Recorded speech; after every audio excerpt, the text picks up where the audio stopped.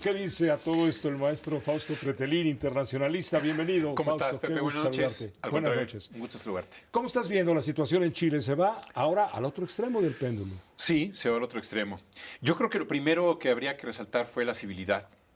Es increíble que en esta época, siglo XXI, ya en el año 2025, pues muchos candidatos que pierden las elecciones no reconocen la derrota y ve lo que ocurre en Honduras, 2 semanas de las elecciones y no hay resultados oficiales, no hay un reconocimiento de la presidenta Xiomara al que ganó la elección, ni el órgano electoral, por más que la OEA lo pidió. Pero bueno, creo que es una prueba de la democracia. De alguna manera, creo que la racionalidad prima sobre el romanticismo.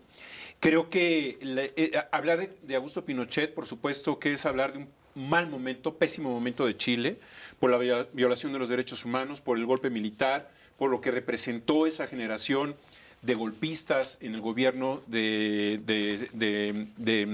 presidente Pinochet. Pero ya 50 años después, Pepe, creo que viene un cuestionamiento muy claro. Es decir, se presenta Kast como un personaje de ultraderecha, pero pierde 2 exámenes, es decir, pierde 2 elecciones y se da cuenta que meterse a la guerra cultural es meterse al pantano.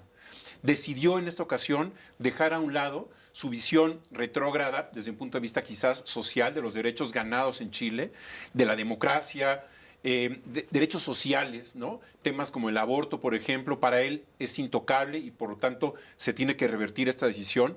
Ahora no lo dijo, ahora se fue prácticamente a un tema, la seguridad.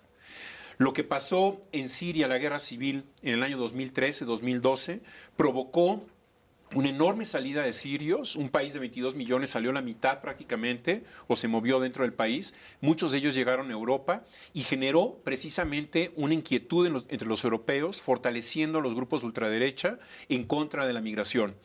En nuestro continente, en nuestra región, lo que ha ocurrido en Venezuela en las últimas 2 décadas ha producido que 1 de cada 3 venezolanos haya salido del país y que de alguna manera también encuentra para muchos países el tema de la migración como un problema de seguridad.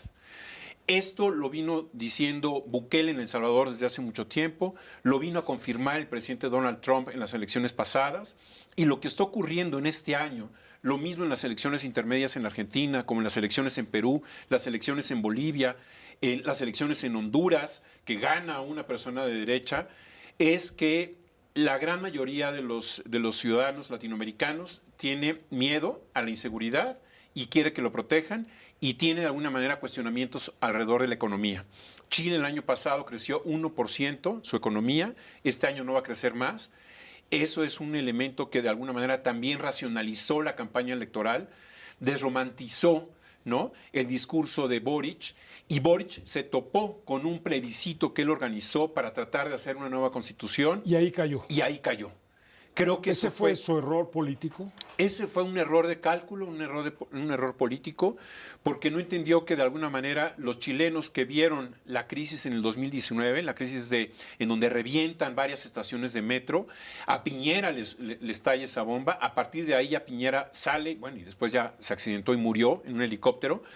Pero en el caso de Boric, llegó con una visión muy de izquierda, sí, pero se encontró con que la calle no estaba obsequiándole el voto que le había entregado en las urnas. El plebiscito fue otro escenario distinto al que se encontró él, en donde había cuestionamientos sobre su liderazgo y había cuestionamientos de que no podía sacar nada adelante en el Congreso. Creo que lo que vimos ayer de José Antonio Kast, hay que verlo, por supuesto, a gobernar. Pero su discurso, simplemente su discurso, es un discurso en donde reconoce que necesita más allá de su partido político.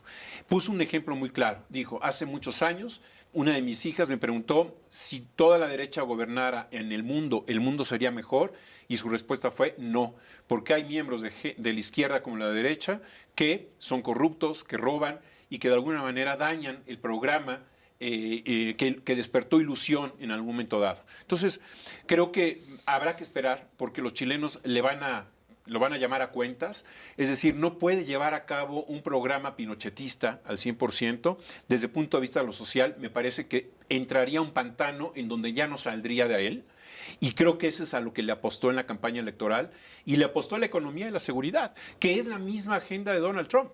que es la misma agenda de Bukele, la misma agenda de Milei, la parte económica sobre todo de Milei, y de Honduras también, el nuevo presidente, o Paz en Bolivia. Es decir, sí tienen una agenda muy similar. Y lo que está ocurriendo en el continente es que están ganando socios o amigos de Donald Trump y están perdiendo socios o amigos de la presidenta de México. Es a lo que iba. ¿En México podrá ocurrir lo mismo? En México, en una democracia sana, tendría o podría ocurrir, ¿no?, un cambio de estafeta. ¿Esta es una democracia enferma? Es una democracia cada vez más enferma en el sentido de que se está concentrando más el poder. No es una buena señal que se concentre el poder y sobre todo que hay casos también ya de corrupción que tratan de guardarlos debajo del tapete. Y creo que eso es algo muy negativo. Sin el ánimo de estar criticando ya en el mes de diciembre, pero sí ha habido un fracaso tanto de Morena como del PRI y del PAN en temas de seguridad. Y el tema de seguridad es clave para la generación, para los jóvenes, ¿no? La generación Z, nacidos en los últimos años del siglo pasado, principios de este siglo. Lo que quieren estos jóvenes es futuro, no que les vendan el pasado. Creo que el presidente López Obrador pudo haber sido un gran presidente hace 300 años, pero en realidad lo que quieren los jóvenes de las nuevas generaciones es una visión de lo que va a pasar en el país en el 2030, en el 2040, en el 2050, y ya no lo que pasó con los españoles, ¿no? Ahora, fíjate, ayer hubo una nueva marcha de la generación Z. Sí. Muy desangelada. Todo lo que estás diciendo, ¿dónde están los jóvenes?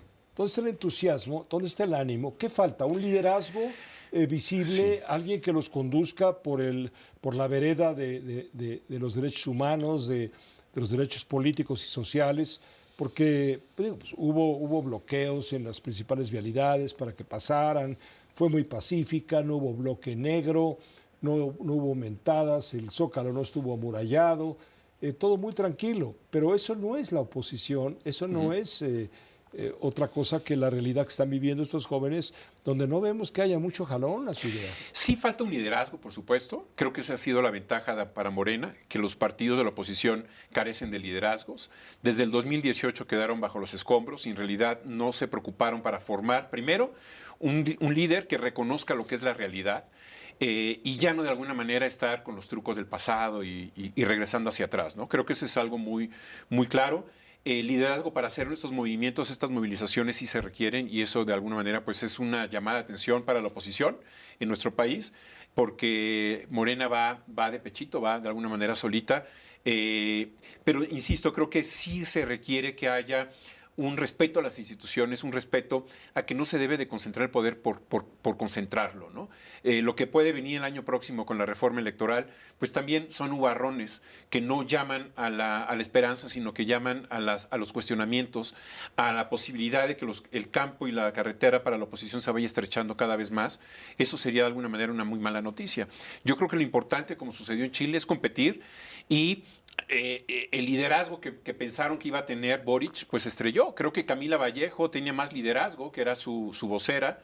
La vimos muy activa el día de ayer también, pero eso habla de que también en toda la región está pasando algo, ¿no? Es decir, tanto en Europa como en América Latina son los extremos los que están tomando el poder.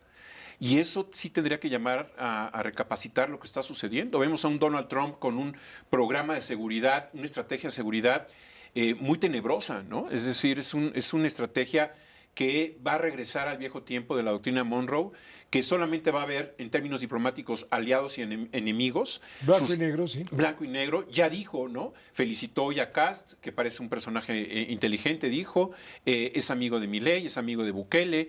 Eso debería de ponernos a pensar, a reflexionar, que lo que nos queda es defender a la Constitución, defender la democracia, porque ya Donald Trump no habla de democracia y los extremistas tampoco hablan solamente de seguridad y de economía, ¿no? Gracias, Fausto Pretelín, como siempre. Gracias, Pepe, buenas noches. Un gustazo que estés aquí con nosotros. Buenas noches. Buenas noches. Hagamos una pausa breve, volvemos con usted.